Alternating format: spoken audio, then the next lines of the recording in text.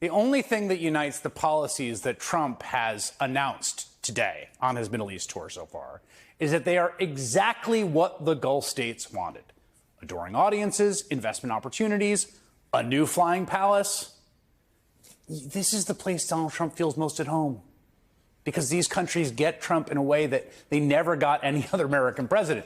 This American president admires despots. He envies what they have. He wants to trade places.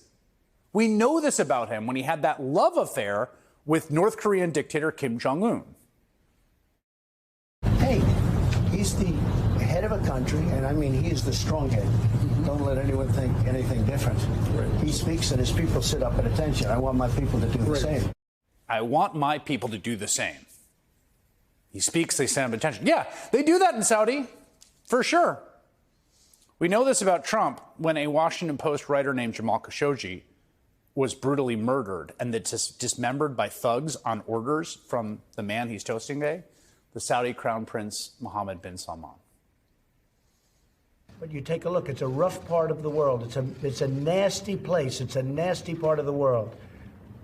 But if what happened, and if the facts check out, it's something that's very bad. At the same time, they have been a very good ally of ours. They've been helping us a lot with respect to Israel.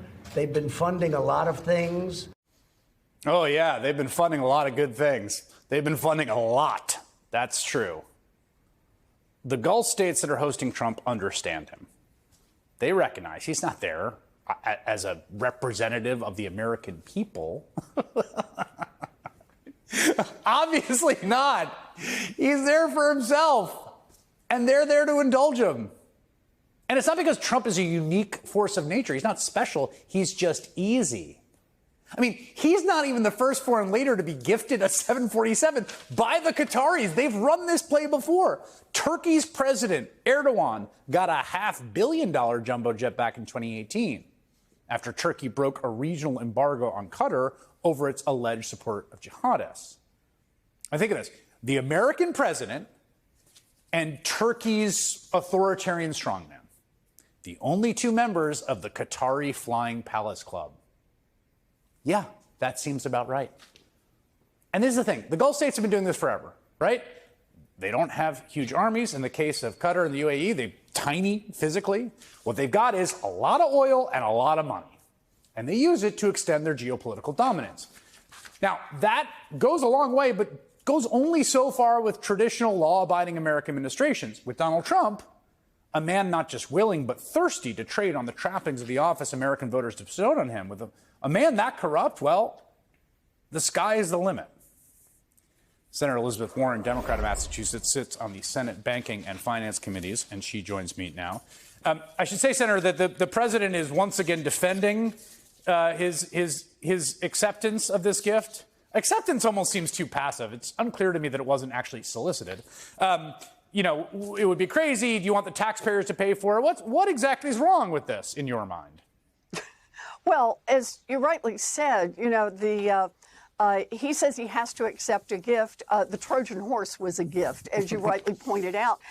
And the idea that he's just going to jump on this plane and fly all around.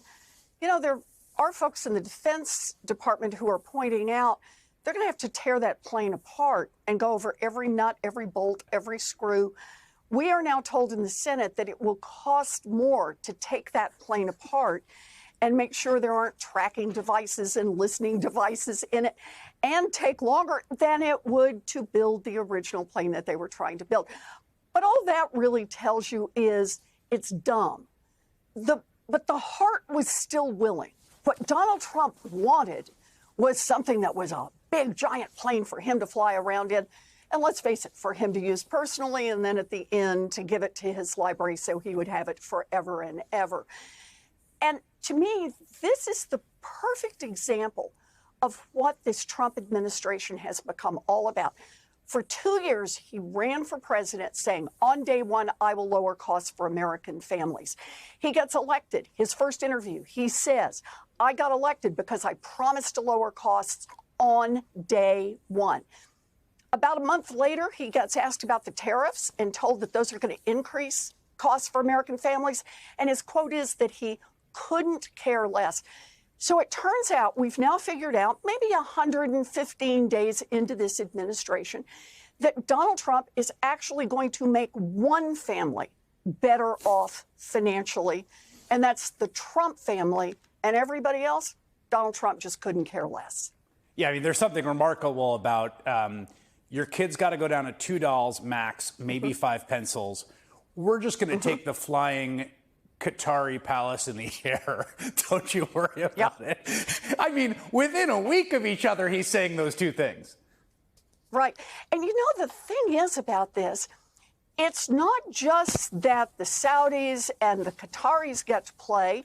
UAE is in on this as well with the Bitcoin scam. So here's Donald Trump, who announces 3 weeks ago now, he says he's going to do a Bitcoin deal and the I shouldn't say Bitcoin, a stable coin deal. And here's the stable coin deal. He's going to go into business with an outfit called Binance.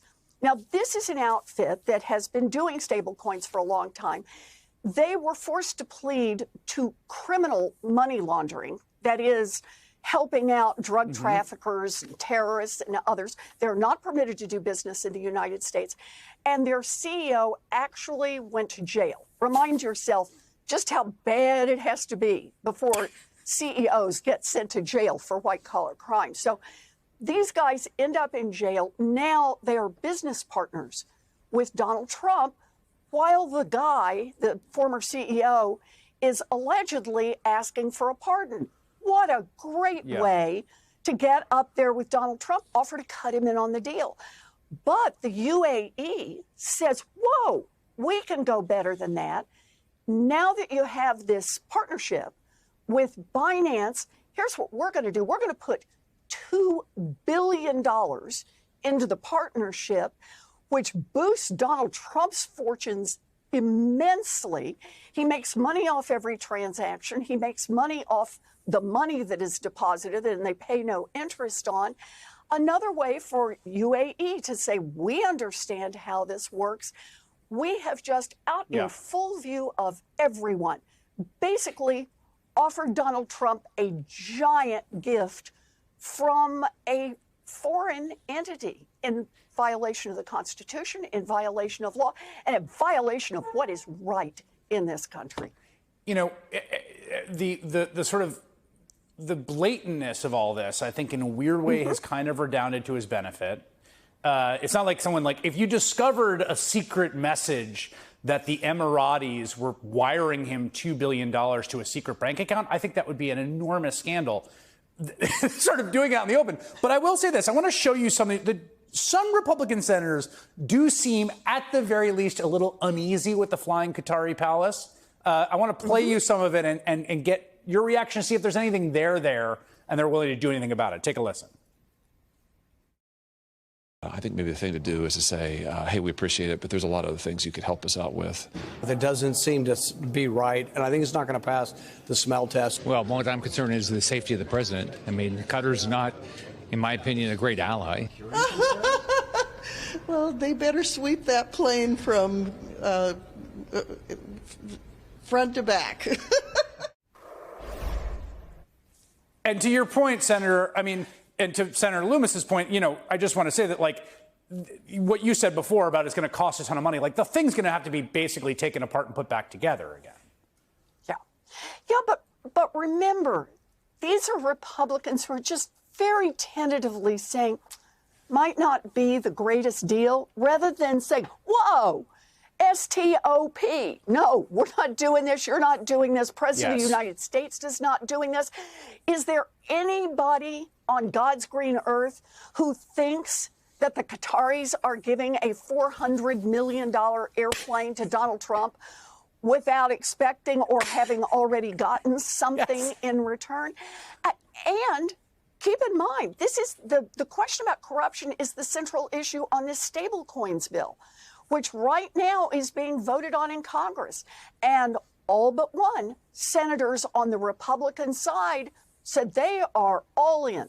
They don't want any curbs that would prevent the President of the United States making what appears to be somewhere between hundreds of millions of dollars and billions of dollars off his stablecoin undertakings from, again, God only knows who. We know two of the actors, the felon and the UAE, the Emirates.